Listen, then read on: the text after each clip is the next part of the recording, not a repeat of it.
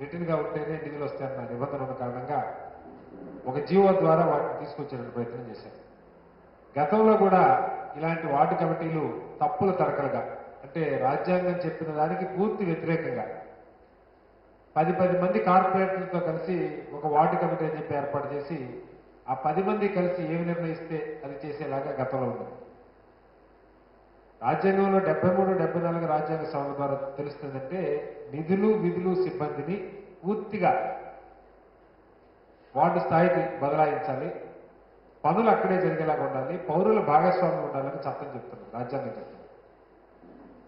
లోక్సత్తా ప్రతిపాదించిన వార్డు కమిటీలు లేకపోతే వార్డు సభలు ప్రతి పోలింగ్ బూత్ కి ఒక ఎన్నికైనటువంటి రిప్రజెంటేటివ్ ప్రతినిధి ఉండి అలా ఒక 30 బూత్లో 40 బూత్లు కలిస్తే ఒక వార్డు అవుతున్నప్పుడు అక్కడ ఎన్నికైన కార్పొరేటర్ ఆధ్వర్యంలో వీళ్ళు కలిసి పనిచేస్తే నిధులు సక్రమంగా ఖర్చు అవుతాయి, ప్రజల భాగస్వామ్యం ఉంటుంది, ప్రజల ఎజెండా బయటకు వస్తుందని లోక్సత్తా చెప్పడం జరిగింది.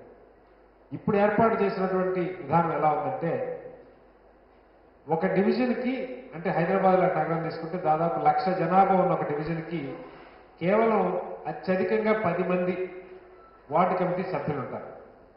ఆ 10 మందిని కూడా ఎన్నిక లేదు, నామినేట్ చేస్తారు. ఎవరు నామినేట్ చేస్తారు? కౌన్సిల్ లేదంటే కార్పొరేషన్ సభ్యులంతా కూర్చొని ఈ వార్డుకి 10 మంది అని నామినేట్ చేస్తారు. ఆ 10 మందిలో కొన్ని ఇవి పెట్టారు, ఒక ఎన్జిఓ నుంచి ఒకళ్ళు, వెల్ఫేర్ అసోసియేషన్ నుంచి ఒకళ్ళు అని చెప్పి. అయితే ఏమవుతుందంటే జిహెచ్ఎంసీ మొత్తం కూర్చున్నప్పుడు, మున్సిపల్ ఎలక్టెడ్ కౌన్సిల్ కూర్చున్నప్పుడు అక్కడ ఏ పార్టీకి ఆధిపత్యం ఉంటే ఆ పార్టీ నిర్ణయించినటువంటి అభ్యర్థులు వార్డు కమిటీలోకి వచ్చే అవకాశం ఉంది. ఇది పూర్తిగా రాజ్యాంగ స్ఫూర్తికి విరుద్ధం. ఎన్నికైనటువంటి వార్డు ప్రతినిధులు ఉంటేనే, రిప్రజెంటేటివ్స్ ఉంటేనే ప్రజల ఆకాంక్షలు బయటకు వచ్చే అవకాశం. ఇక రెండవది, సరే పోనీ వాళ్ళకన్నా నిధులు ఏమైనా కేటాయిస్తున్నారంటే ఆ మున్సిపాలిటీ లేదంటే ఆ కార్పొరేషన్ బడ్జెట్లో నిర్వహణ కోసం ఉద్దేశించిన బడ్జెట్, అంటే మెయింటెనెన్స్ కి ఉద్దేశించినటువంటి మొత్తంలోంచి 20% వాళ్ళకి బదలాయిస్తారు. అంటే ఉదాహరణకి మన గ్రేటర్ హైదరాబాద్ తీసుకుంటే 3,000 కోట్ల రూపాయల బడ్జెట్ ఉంటే అందులో నిర్వహణకు సంబంధించిన బడ్జెట్ 350 కోట్లు ఎంతో ఉంది. దానిలో 20% అంటే ఒక 77 కోట్లు ఆ మొత్తం. అంటే కనీసం 10వ వంతు కూడా రాకుండా, 30వ వంతు కూడా రాకుండా ఒక 50వ వంతు మాత్రమే అక్కడ వార్డు కమిటీల ద్వారా ఖర్చు అయ్యేటువంటి అవకాశం. సరే ఆ మొత్తం అన్నా పోనీ ఏ వార్డుకి ఆ వార్డు ఖర్చు అవుతుందంటే ఏ వార్డు పేరుతో కేటాయింపులు లేవు. మొత్తం గ్రేటర్ హైదరాబాద్లో వార్డు కమిటీల పేరుతో ఖర్చు కావడం కోసం 3,000 కోట్ల రూపాయల బడ్జెట్లో ఒక 77 కోట్లు పక్కకు పెట్టి దాన్ని మళ్ళా మొత్తంగా ఖర్చు పెడతారు. అంటే ఉదాహరణకి ఒక ఎన్నికైన అధికార పార్టీ కార్పొరేటర్ ఉంటే అక్కడ 10 కోట్లు ఖర్చు పెట్టవచ్చు, ప్రతిపక్షాల కార్పొరేటర్లు ఉంటే అక్కడ ఏమి ఖర్చు పెట్టకపోవచ్చు. 150 డివిజన్లో సమానంగా ఖర్చు పెట్టాలని ఏమీ లేదు. ఇది పూర్తిగా మళ్ళా వాళ్ళ రాజకీయ స్వప్రయోజనాల కోసం చట్టాన్ని వాళ్ళకి అనుకూలంగా లేదంటే నిబంధనలు వాళ్ళకి అనుకూలంగా మార్చుకునేటువంటి ప్రయత్నం. ఇది రాజ్యాంగ స్ఫూర్తికి శుద్ధ విరోధం.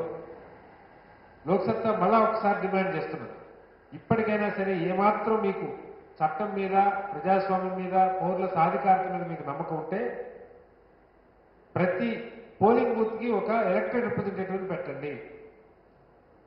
చట్టం ఇక్కడ ఏమిచ్చారు? ప్రతి 5,000 మందికి పెడతాం. 5,000 మంది ఎవరు? కాలనీ వాళ్ళ, ఒక కాలనీయా, ఒక పోలింగ్ బూత్ అన్న స్పష్టత లేదు. వాళ్ళు ఇష్టం వచ్చిన ఆ ప్రాంతంలో ఉండే ఒక 5,000 మందిని కలిపి ఇది ఒక కమిటీ అనొచ్చు. అలా కాకుండా పోలింగ్ బూత్ వారీగా కానీ లేదంటే కాలనీ, బస్తీ యూనిట్గా తీసుకొని అక్కడ ఎన్నికైనటువంటి వార్డు కమిటీ సభ్యులు ఉండాలి. ఏరియా సభ ఖచ్చితంగా బూత్ల వారీగా జరగాలి, పోలింగ్ బూత్ల వారీగా. అవి రెండు చేస్తూ నిధులలో అత్యధిక శాతం లోక్సత్తా చెప్తున్నది. ఏం చెప్తున్నావు? ఉదాహరణకు ఒక డివిజన్లో మనకి 1,00,000 జనాభా ఉంటే ప్రభుత్వాలు పెడుతున్న ఖర్చు సంవత్సరానికి 120 కోట్లు ఒక్క డివిజన్ పేరుతో. హైదరాబాద్లో అలాంటి 150 డివిజన్లు.